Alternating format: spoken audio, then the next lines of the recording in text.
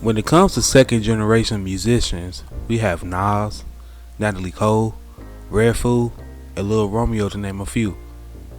But this family right here, in my opinion, is the best second generation musicians of all time, the LeVerts. Today, I'm presenting you a story about Sean LeVert. With that being said, let's cue that intro.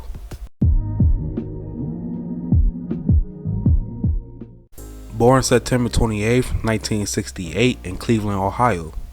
Sean, he's a younger brother of Gerald LeVert and the son of Martha and the OJ's founding member Eddie LeVert.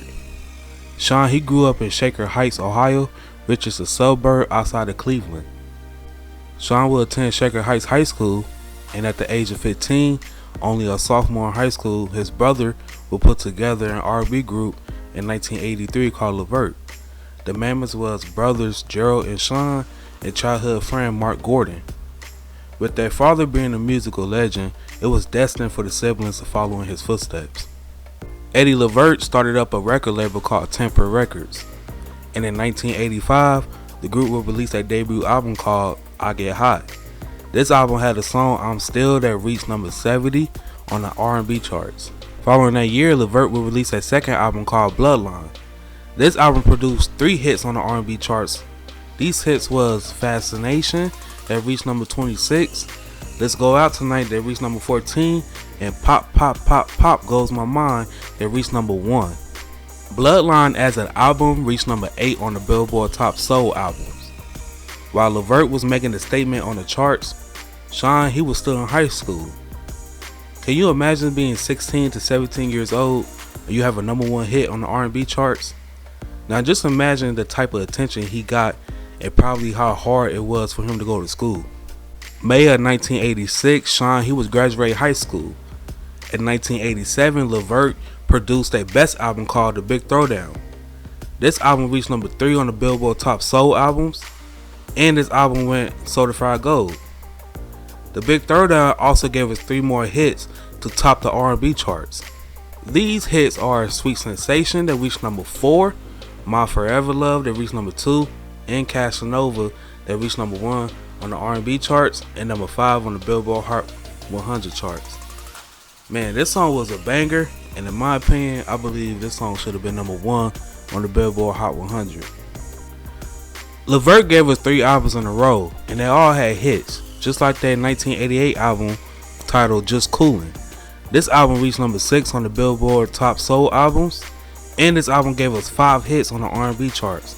These hits was Smilin' that reached number 16, Gotta Get the Money that reached number 4, Pour Over that reached number 2, and Addicted to You that reached number 1. And the self-entitled song of the album that also reached number 1 on the R&B charts. Just Coolin' went certified gold as well. The Just Coolin' album was nominated for the Best R&B Album from a Group for the 1989 Soul Train Awards, but it had lost to New Edition's album, Heartbreak.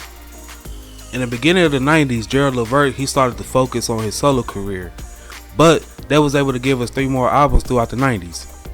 These albums are Rope a Dope, that got released in 1990 and reached number 9 on the Billboard Top Soul Albums. For Real Though, that got released in 1993, that reached number 5 on the Billboard Top R&B and Hip Hop Albums, and The Whole Scenario that got released in 1997. Now one thing I can say, while I was doing my research for this video, LeVert, they never had a bad album. All of their albums was at least top 10 on the Billboard Top Soul Albums. In 1995, Sean, he would pursue his solo career. And believe it or not, Gerald said Sean was a better singer. So during his time with the group, Sean was mainly in the background. Now Sean has a spotlight to showcase his talent. He would do that by releasing his debut album on June 20th, 1995 called The Other Side. This album would reach number 22 on the Billboard Top R&B and Hip Hop Albums. So a little bit on the personal side, I found out that Sean, he was married and he had a total of 6 kids. In 2008, Sean, he was sentenced to 22 months for unpaid child support for 3 of his kids. 6 days after being in jail, Sean, he would pass away on March 30th, 2008 at the age of 39. Now, while in jail, Sean, he was denied his medication his whole stay. Due to him not having his medication, Sean, he would hallucinate and had trouble breathing. The guards were shackling him down to a restraint chair. Now, the video of this moment is on the internet, but I wouldn't advise watching it because it's pretty hard and sad to watch when you know the outcome. But Sean's wife will file a lawsuit against the jail and was rewarded a little under $4 million. Now, Ohio produced some of the most amazing singers that have made an impact on the music business. Everyone in history knows who the LeVerts are, and they will forever go down as one of the greatest families in music. Thanks to all my subscribers for watching, and those that's not a subscriber, thank you as well. If you like what you see and would like to see more, check out a few more videos. And until then, I'll see you on the next one. Peace.